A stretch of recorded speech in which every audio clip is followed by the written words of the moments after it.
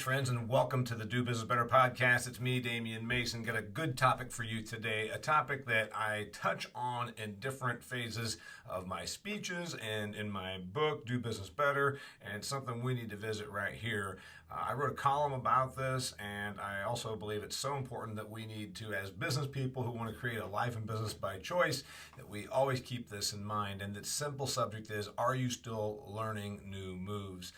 If you haven't read the article, you can, but we're going to get a little more into it here, and I'll tell you why. We in this business that we try to create, and whether you have your own business, self-employed, freelancer, e-lancer, or have 100 employees, the reality is most of us get stale. We start to do things out of comfort. We do things that we're really good at, and we stick with that, what we're comfortable with. You know, I talk a lot about these things, again, in my book, Do Business Better. If you haven't picked it up, you certainly can, about routines versus habits. You know, we commonly say, oh, well, that person's a creature of habit. Now, habit is actually an active behavior pattern, something you seek out to do. We think of habit like smoking being bad, but the reality is it is active, and you did actually have to do something to perform that. Whereas routine is mindless. It's rote procedure. You know, rote, that stuff that just, it's in your head. You don't even know you don't even have to think about it.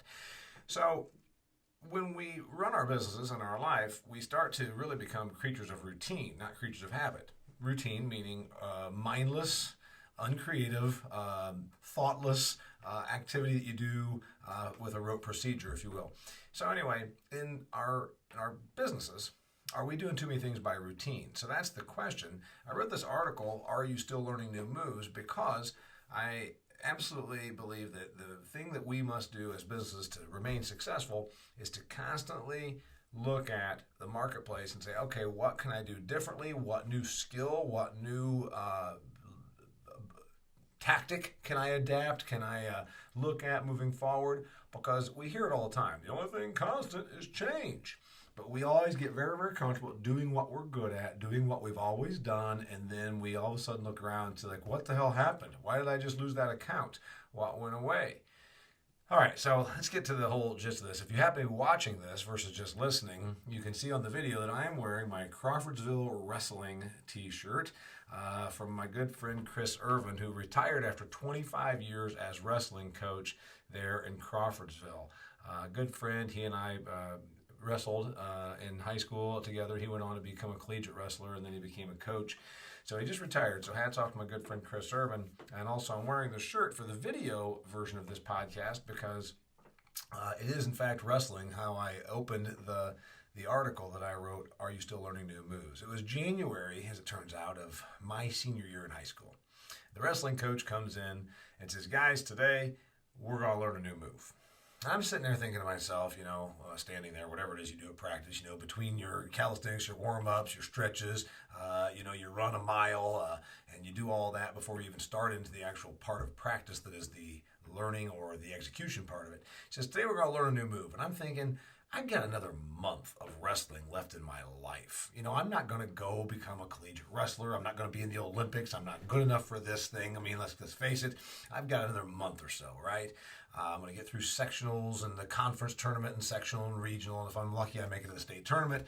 But the main thing here is, why would I learn a new move when I've got 4 weeks left in my career for the rest of my life, period? Well, I learned the new move because that's what you're supposed to do, and then I didn't practice it, and as predicted, I hung up the headgear. 4 weeks later, I'm done. Well, life is not sport, and I noticed that as much as that flies in the face of all the things that every coach ever tells you, that life is sport and sport is life, and everything you're going to learn about life is going to happen here while you're playing volleyball or badminton or high school bowling or whatever it might be, football, basketball. Life is not sport, because sport has a very finite ending. Even for Tom Brady, it has a very finite ending. His less finite than many, but everyone has a shelf life as an athlete. With high school sports, it's pretty obvious. You're done. At the end of your senior year, you turn your tassels, you go through commencement, you graduate, you're done with high school sports, right? Except for those sad, pathetic human beings like Shooter from the movie Hoosiers. Love that movie, being an Indiana guy. Poor Shooter is a hopeless drunk because of the shot that he didn't make when he was a high school athlete. And I know people like Shooter, and I know pathetic people that are still living out their high school sports life, and you know those people too, and I think pathetic is the best word we can come up with. So here's the thing.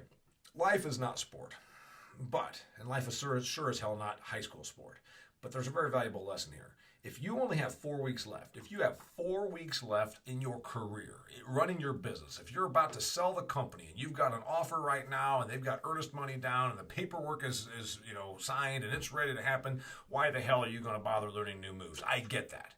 But most of us have many more than 4 weeks left. We have more than 4 weeks of our job. We have more than 4 weeks of running our own business. We have more than 4 weeks left on this earth. My friend George, 80-year-old retired veterinarian, has bought both of my books, Food Fear and Do Business Better, reads them, still reads other books, still keeping up.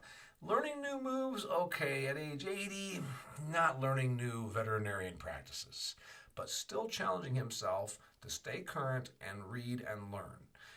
Point being, you're never done learning new moves until you decide you're going to be done learning new moves, and then the world starts to pass you by. All right, we all have more than 4 weeks left. Why do we stop learning new moves? And again, I'm going to be mean because I'm being honest, but you know why we stop learning new moves. You know why we don't reinvent. Usually it's because of comfort. Sometimes it's because of laziness. We all take the path of least resistance at least part of the time. You get comfortable. You're so damn good at fixing garage doors that your company maybe is in the garage door business. You're really good at fixing garage doors. Fantastic. It has served you well.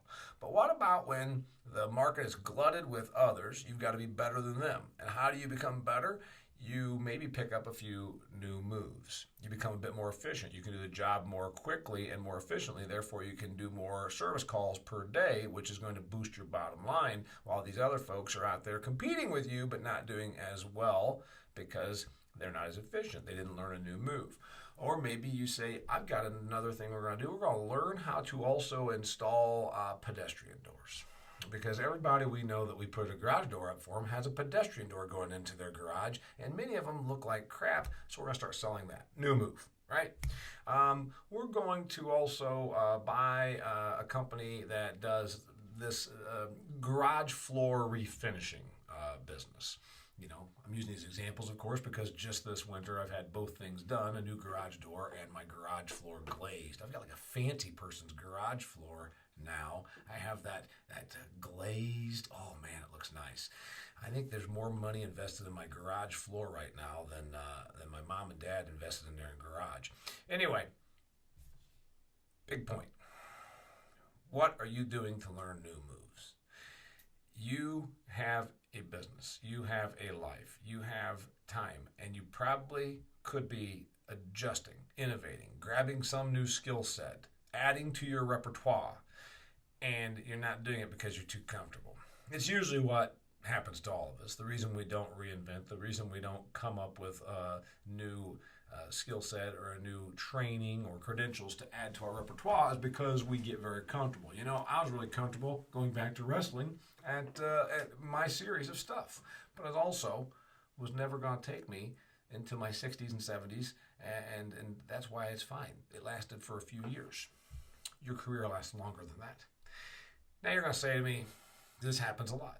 Yeah, but I'm really good at doing what I do. In fact, nobody's better than me. I'm dominant with my moves.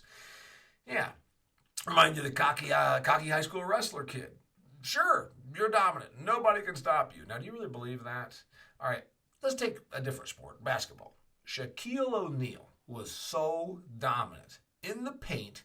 You got the ball to him, he would turn and dunk it. He's 7'2" and he's 350 pounds and he's as powerful as can be. He's almost unstoppable. Well, kind of. Because here's what happens. Eventually, teams learn to work around your dominance.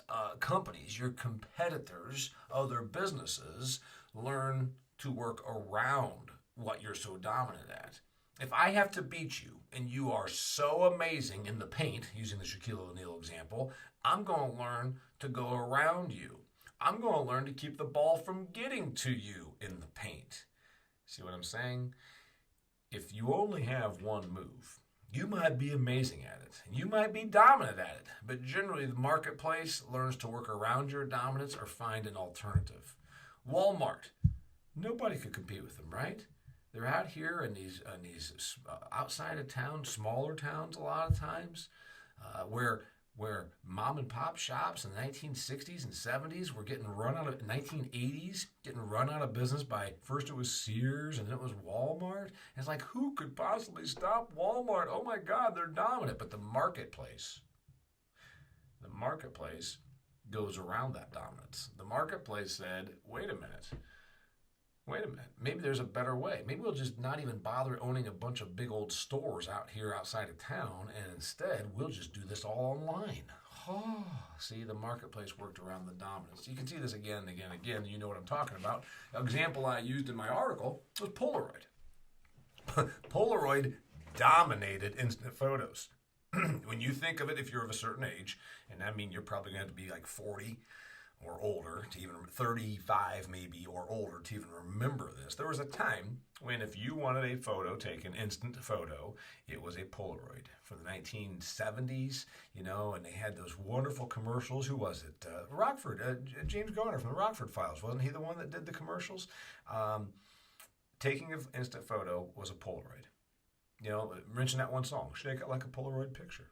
They dominated for decades. They were the only instant photo company. It's according to my research, it happened in the boardroom several times where someone would say, maybe we need to look at this new product line. It was shot down because the folks at Polaroid were so damn good. Their dominant move was so good, their instant photos. Why would they ever need to adapt something new? Why would they need to try a new move? Why would they cannibalize themselves and divert their attention and focus from what they are so good at, their dominant move? Have you heard of Polaroid lately? Have you seen a Polaroid picture being taken? Have you had anybody take a picture of you with a Polaroid? Have you seen anyone stand there doing this? Which, by the way, shaking them does not make them dry faster. It's ridiculous, but you know what? People flipping out over the coronavirus is ridiculous also, and we know how it is. You're not going to tell people facts versus emotion. So it made them feel good to flip the Polaroid picture, and it never dried it out faster. If you are a certain age and you know what I'm talking about. Here's the deal. Polaroid, more pictures are being taken right now than have ever been taken throughout human history. On your phone, you are taking pictures every day of something, usually mundane stuff, pictures of squirrels, and you put them on Facebook, right? Cool, good for you. Polaroid's not involved in the picture-taking process at all. Okay, maybe somewhere they are, but they are not anywhere close to dominating or even really heard of. New moves. How much longer are you going to be doing this? All right. Everyone has more gas in the tank, more time on the track than they think. You're probably saying, hey, man, I'm 59 years old. I'm just going to work. I'm going to retire here in another 3 years. Why do I want to test myself and learn new moves? Because what the hell are you going to do after that? Average life expectancy in the United States of America is around 80 years old, 75 for men, 81 for women, or something like that. It's been a couple years since I checked. But the main thing here is, if you are of a certain age, it's even more than that for you. Remember, it's 80 years old is life expectancy from birth. Well, if you've already weathered the storm and you're sitting here healthy at age 50 or 40 or 60, you have a lot of years left. More than 80 is going to be your life expectancy. What are you going to do? I mean, doesn't it seem ridiculous that you would just not do something new? Have you seen the studies? Because I've read article after article about this. Cognition and brain activity when you don't do something in retirement. You just get done working and then sit around and watch Wheel of Fortune or mindlessly do nothing. You slip pretty fast. It's not good for your health, mental or physical, to do nothing in retirement. New moves. Nobody says you have to go and do the job that you didn't really enjoy that much, or nobody says you got to go and work 90-hour weeks in retirement. No. But you got got to continue to push yourself. The cognition, the mind will go pretty far off. And also dementia, Alzheimer's, all of those things have an increased correlation based on mental activity or lack thereof in retirement. How many years do you have left? So I know that you probably keep up my stuff. You know, I talk a lot about reinvention. It's one of my things. I've got a chapter about that in the book, Do Business Better, where I also talk about habits versus routine. I would like you to pick up a copy of this. Just had a whole big bulk order of them to a client. Very happy about that. Also, I got an article from an investment person that quoted me in Do Business Better about a subject that I was really happy about, and I would like you to consider picking this up if you haven't. But the main thing here is you're never too old to stop learning new moves. I mean, if you're laying on your deathbed, I understand. You don't need to be learning new moves. But in general, most of us get comfortable and we stop grabbing onto these new opportunities that come our way, thinking, well, that's going to test my comfort zone. And I know, you get to where you don't like change. You get to where you're really good at doing what you do. But remember, the marketplace will always figure out a way to go around your dominance or beat you at your dominance. That's why you got to learn new moves. You have longer left than you think. That's why you got to learn new moves. You don't want to go stale and become dumb when you're retired. Just because you're not doing the job you currently do doesn't mean you need to be doing something. That's why you got to learn new moves. Because you eventually might even be extinct. That's why you got to learn new moves. Because the more tragic thing than retiring and letting your mind go to mush is not being able to retire because you completely have no value, because the marketplace has gone right around you while you stood still there saying, what about my old moves? Yep, they're old. That's why you got to learn new moves. You don't want to be not in demand. And remember, the marketplace is all about relevance. The reason you stay in demand is through being relevant, by having something that actually works. That's why you got to learn new moves. I'm Damian Mason, coming to you in my awesome Crawfordsville Wrestling t-shirt. If you've enjoyed this episode, please share it with a friend. Follow me on all the social media formats. You can always find me at DamianMason.com. And do me a big favor, would you please subscribe to my YouTube channel? We're putting these podcasts up on YouTube now. Got a playlist there for the Do Business Better podcast, as well as the Business of Agriculture podcast. So till next time, keep learning new moves. Challenge yourself to not get stale, to not become complacent, and to not give in to the comfort level, because the world's going to keep on moving. Whether you learn new moves or not is really what we're talking about. Keep learning new moves. Till next time, Damian Mason is the Do Business Better podcast.